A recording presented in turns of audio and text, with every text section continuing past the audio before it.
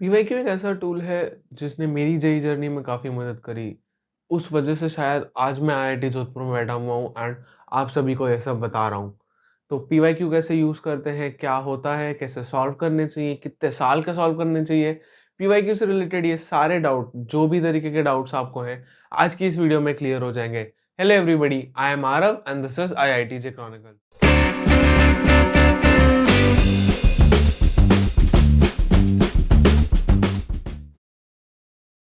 तो बहुत लोगों के दिमाग में ये चीज़ रह जाती है कि यार एक बार सिलेबस खत्म हो जाए उसके बाद पीवाईक्यूज कर लेंगे बढ़िया से।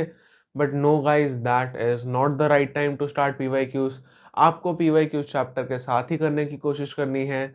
आपको क्या करना चाहिए, सबसे पहले एक चैप्टर की थियोरी को अच्छी तरीके से समझिए, उसके साथ ही कुछ क्वेश्चंस लगाइए, एक्स्ट्रा क्वेश्चंस लगाइए। एंड एक बार पूरा चैप्टर हो जाता है तो you solve some more extra question जो आपके कोचिंग मटेरियल है, आपको ऑनलाइन कहीं भी मिल जाएंगे। एंड उसके बाद वी विल डू पीवाईक्यूज। तो इस तरीके से इस पैटर्न में पीवाईक्यूज रखिए। अगर आप एंड के लिए छोड़ेंगे that is a very wrong thing. Please इस चीज का ध्यान दीजिएगा, एंड तक पीवाईक्यूज को नहीं छोड़ना है, पीवाईक्यूज को हमें साथ साथ करते चलना है। ओके, तो समझिए आप पीवाईक्यू सॉल्व करने बैठे, कुछ 20 क्वेश्चंस का सेट है। सपोज इलेक्ट्रोस्टैटिक्स चैप्टर है, उसके 20 क्वेश्चंस आपने सोचा कि ये 20 पीवाईक्यूज मैं अभी करने वाला हूँ। तो अब ऐसे नहीं करना, एक क्वेश्चन पढ़ा उसको आंसर देख लिया, एक क्वेश्चन पढ़ा उसका आंसर देख लिया, नहीं आया सॉल्यूशन चेक किया, आंसर देखा।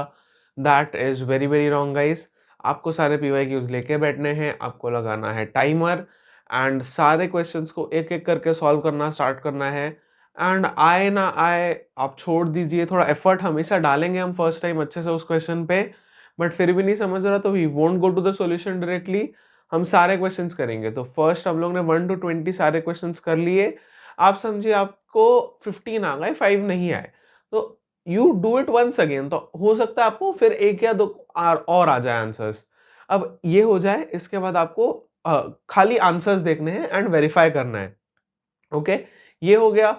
अब गलत क्वेश्चन आपको पता चल गया कि यार इसका आंसर तो गलत है, तो अब आप पहले खुद से ट्राई करिए कि यार ये क्या गलत हो गया था, ये मैं पता करूं एंड उसको सही करूं। एंड उसके बाद भी अगर नहीं होता है तो then you have to go and check the solution, जो भी वीडियो सॉल्यूशन प्रोवाइडेड है यहाँ पे, या फिर हाँ मोस्टली आपको हर चीज का वीडियो सॉल्यूशन मिल ही जाएगा क्योंकि ये पीवाईक्यू है। वरना टेक्सचुअल सॉल्यूशंस भी ऑनलाइन हर जगह अवेलेबल हैं। तो डू दैट एंड इससे आपको काफी हेल्प होगी। ऑल्सो जब आप सॉल्यूशन पढ़ रहे हैं तो आंसर तक कैसे पहुंचे इस पे ध्यान मत दीजिए, बल्कि आप प्रोसेस समझने की कोशिश करिए। हमें आंसर नहीं जानना है, हमें तरीका जानना है क्वेश्चन सॉल्व करने का कि यार जेई ने मुझसे ऐसे क्वेश्चन पूछा तो मैं किस तरीके से सॉल्व करूंगा। Don't go for the answer, method पे ध्यान दीजिए। एंड जो पीवाईक्यूज नहीं आए हैं उन्हें मार्क करके रखेंगे एंड जब चैप्टर रिवाइज करने आएंगे we will surely do those questions. Note this guys, note this.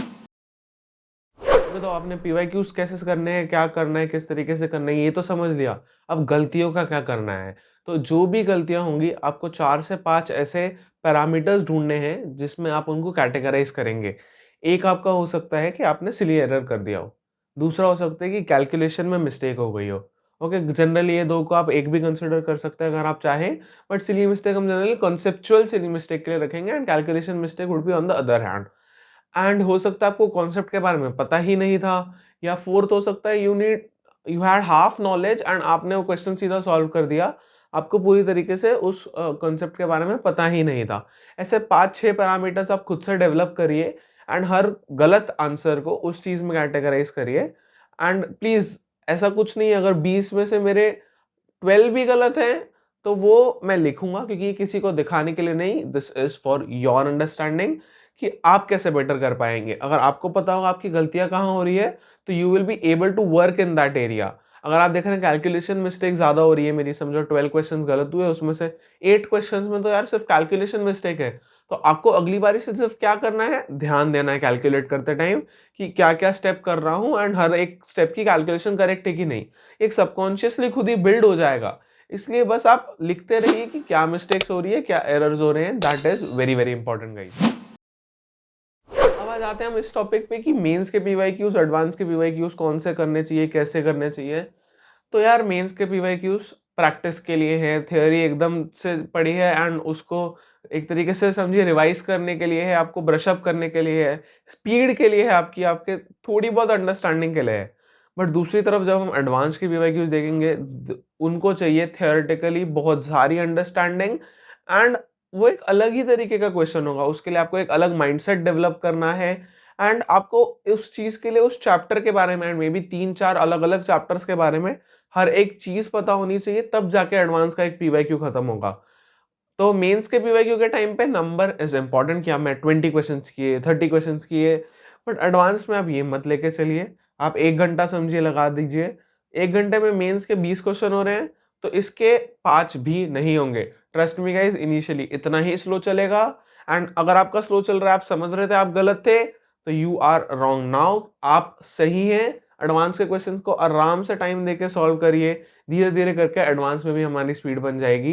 But initially हमें एक्यूरेसी पे काम करना है एडवांस के पीवाईक्यू सॉल्व करते टाइम, एंड एडवांस्ड के पीवाईक्यू तभी करेंगे जब एक बार उस चैप्टर को अच्छे से समझ चुके हैं, एंड हमें सॉल्यूशन देख देख के क्वेश्चंस को वेस्ट नहीं करना है। इतने भी ज्यादा पीवाईक्यूज नहीं है, तो please do that.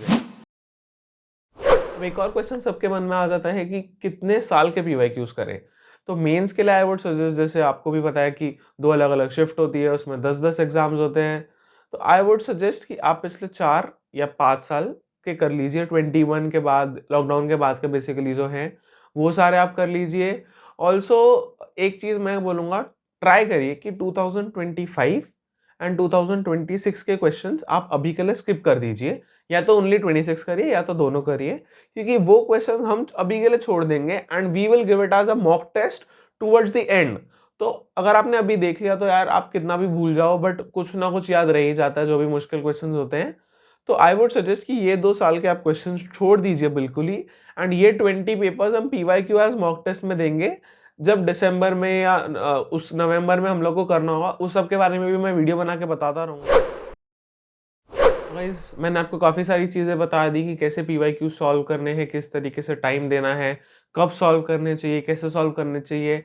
I guess काफ़ी कुछ ट्राई कर लिया मैंने कवर करने का, फिर भी अगर कुछ बाकी है तो do tell me in the comment section. And mistakes के लिए अगर आप ज़्यादा सोच रहे हैं कि कैसे कवर करूँ, तो एक मिस्टेक नोटबुक पे वीडियो बनाई है, do watch it guys. And also अगर आप लोग को लग रहा है कि इस चैप्टर को पढ़े हुए बहुत टाइम हो गया, मेरे को पूरे नोट्स वापस नहीं पढ़ने हैं, तो शॉर्ट नोट्स क्या होता है एंड शॉर्ट नोट्स कैसे बनाते हैं, इस सब के बारे में मैं आपको सब कुछ बता चुका हूँ इस वीडियो में। Do watch it. ऑल्सो अगर इस IIT जोधपुर की जर्नी को आप फॉलो करना चाहते हैं, तो सब्सक्राइब करिए एंड इस वीडियो को लाइक करिए। ये पूरी IIT जोधपुर में क्या हो रहा है, कैसा बीत रहा है, आप जब IIT आएंगे आपके साथ क्या क्या होगा, इस सब के बारे में इस वीडियोस के थ्रू आपको पता चलता रहेगा, ये चैनल के थ्रू आपको पता चलता रहेगा। Thank you everybody, this is IIT J chronicles.